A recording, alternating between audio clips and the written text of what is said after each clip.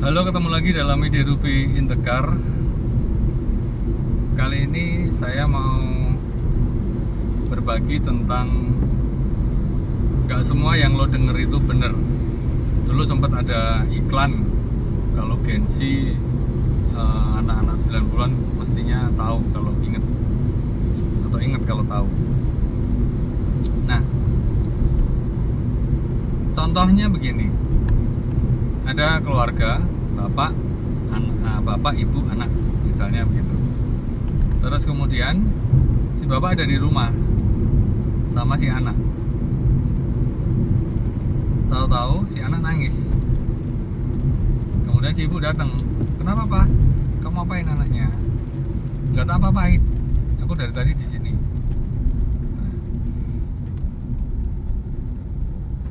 Dan ternyata kamu dimarahin papa? Enggak. Papa mukul kamu? Enggak. Lah kenapa nangis? Si anak nggak cerita. Nah, apakah ada kebohongan di situ? Apakah yang didengarkan si ibu ini benar? Si bapak nggak melakukan apa-apa dan si anak juga tidak diapa-apakan oleh si bapak. Nah, kita mundur ceritanya. Ceritanya begini. Ternyata si anak datang, bajunya kotor gitu aja ya contohnya. Pokoknya melakukan sesuatu yang tidak menyenangkan orang tua manapun sebenarnya. Kemudian si bapak ini dengan mata menyala melototin gitu, dengan muka yang garang lah pokoknya, mengintimidasi. Terus si anak ngomong apa dia diem aja, minta maaf, anaknya minta maaf, dia diem aja, terus melotot. Si anak ketakutan sampai akhirnya nangis. Nah, situasi seperti itu tidak ada kata-kata yang keluar dari si bapak, bener. Tidak ada sentuhan fisik apapun dari si bapak, bener. Si bapak ngomong yang bener, si anak ngomong yang bener. Tapi ada kejadian bahwa si anak nangis. Nah, apakah si bapak berespon seperti itu salah? Anak lo tahu-tahu datang kok kotor semua pakaiannya. Ya, respon yang wajar sebenarnya. Semua orang tua pasti akan, ya ampun, kok bajunya kotor. Responnya begitu. Nah, si anak apakah salah? Ya ada salahnya juga.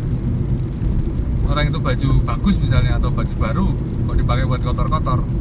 Nah, sebenarnya ini saya mencontohkan aja, mencontohkan. Si anak salah, iya ada salahnya.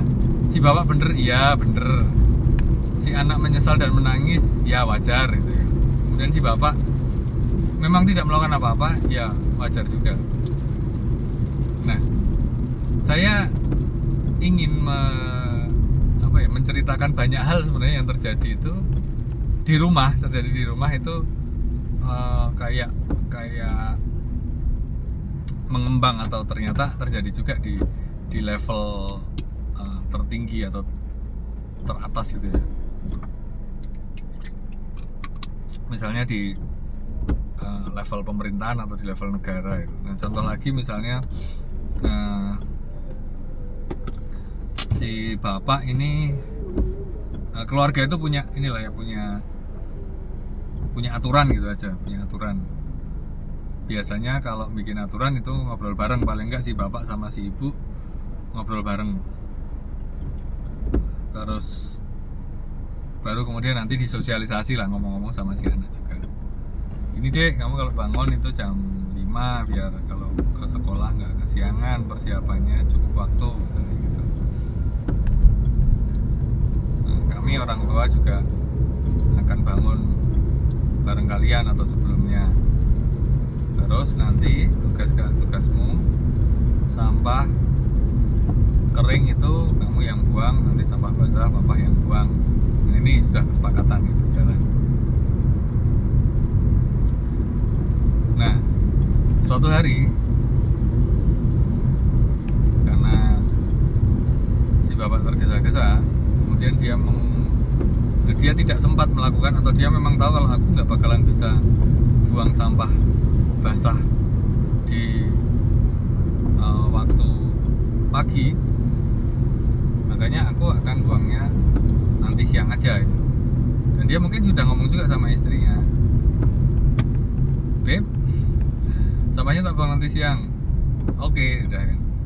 Si anak nggak tahu nih, dia tahu lah sampah basah belum dibuang. Ya sudah, sampah keringnya nggak tak buang, biasa lah ya, like son like father, atau like son like daughter like father.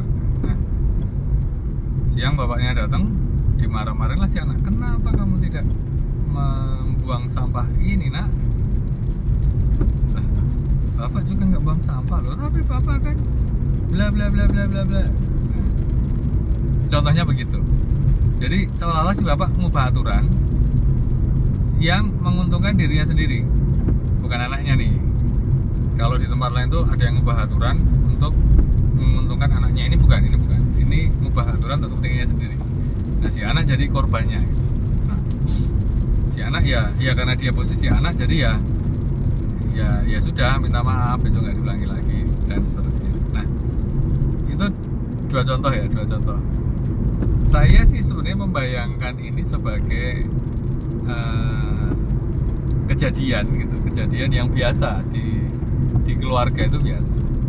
Dan saya bisa ngomong kayak gini karena saya pun juga mengalami lah yang mirip-mirip seperti itu. Nah, cuman kalau ada teman-teman yang bisa nebak maksud cerita pertama saya tadi tentang apa, cerita kedua tadi tentang apa, nah itu saya membayangkan teman-teman itu punya pemikiran analogi yang sangat baik, analitis yang sangat baik, logika yang sangat luas gitu ya, dan mungkin juga minat yang sama. Nah, jadi saya membayangkan nih jawaban teman-teman itu akan, kalau misalnya mau jawab ya, oh yang pertama itu tentang kasus A, yang kedua tentang kasus B, misalnya begitu ya. Dan kebetulan itu adalah apa yang saya pikirkan, berarti jawabannya benar. Tetapi misalnya teman-teman mau menjawab, oh ternyata si A, yang pertama itu kasusnya C, yang kedua itu kasusnya D, belum tentu salah juga, karena bisa jadi itu juga seperti itu kejadiannya, seperti itu. Jadi nggak semua yang lo dengar itu bener ya, walaupun yang didengar tadi, contoh pertama tadi kan bener semua kan, tapi ada yang tidak lengkap, ada missing link, ada fakta yang tidak terungkap. Jadi mungkin banyak sekali situasi-situasi atau kejadian-kejadian yang kita pikir, oh ternyata sama ya kayak di rumah ya. Orang tua itu kadang-kadang memang suka otoriter, walaupun berpikirnya sebenarnya untuk kebaikan bersama ya, kebaikan keluarga begitu. Kayaknya otoriter gitu si orang tua. Tapi ya mungkin maksudnya bagus, cuma diterima si anak ini nggak nyaman. Bagaimana si anak terima ini, mungkin dia juga ada marahnya dan sukanya. Cuman anak-anak kan demonya sih terbatas ya, mungkin cuman merengek atau apa gitu. Nah, saya pikir bagaimana kita mengatasi urusan negara.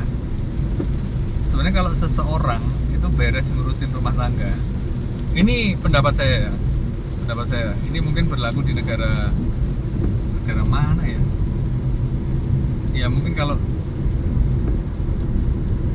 Konoha atau mana gitu ya, mungkin bisa gitu ya, karena bayangan saya kalau dia bisa ngurusin, bukan berarti dia harus berkeluarga loh ya, tapi kalau ada masalah seperti itu, anak, ibu, bapak, mungkin nanti ada kakek nenek, ada om tante, ada sepupu, itu bisa diselesaikan. Ya masalah negara itu bisa diselesaikan. Cuman kalau masalah yang kecil itu nggak bisa diselesaikan, masalah negara nggak bisa diselesaikan juga. Jadi misalnya ada pemimpin negara gitu, dia ada percekcokan di keluarga, apakah dia bisa menyelesaikan? Kalau nggak bisa ya sebenarnya dia mungkin memang nggak bisa nyelesain masalah negara. Jadi saya ingin menggarisbawahi, mencetak tebalkan apa yang saya sampaikan kali ini adalah tentang keluarga kehidupan keluarga itu mendasari segala sesuatu. Mungkin ada yang memutuskan untuk tidak berkeluarga, itu tidak masalah, tapi saya yakin seandainya dia berkeluarga, dia akan bisa menyelesaikan masalah itu. Nah, karena banyak sekali sebenarnya keluarga-keluarga yang ada tapi tidak ada ikatan, tidak ada komunikasi, tidak ada relasi yang menyenangkan gitu ya. Nah, dari situ saya ingin ya sama-sama lah kita belajar tentang kehidupan. Iya ya, masalah kecil aja nggak bisa diselesaikan, gimana masalah besar. Jadi komen-komen atau respon-respon yang muncul dari orang-orang besar, mungkin pejabat negara, orang-orang penting, itu mungkin tidak selalu sesuatu yang tepat, karena memang pengalaman pertimbangan orang itu beda-beda. Cuman saya pikir apa yang harus kita lakukan dengan situasi seperti sekarang ini, ya perbaiki dari dalam, perbaiki keluarga, perbaiki anak-anak. Kalau single, ya berarti perbaiki relasi keluarga besar. Kalau misalnya saya bilang ada generasi 0 gitu ya, misalnya ini kayak buyut gitu kan. Nah, kemudian kan ada generasi 1, antar generasi 1 gimana persaudaraannya, relasinya. Kemudian nanti generasi 2 gimana. Kemudian nanti generasi 3 seperti apa. Nah, ini kan sudah cucu ya kalau generasi 3 itu. Jadi dari kakek nenek, bapak ibu, cucu, terus cicit. Oke. Itu rasanya yang perlu yang bisa saya bagikan. Semoga tidak ngantuk karena tinggal mungkin 6-7 menit lagi sampai tujuan. Dan terima kasih sudah menemani di Ruby in the Car, sehingga menghindari micro sleeping dan bahaya di jalan. Sampai ketemu di Ruby selanjutnya.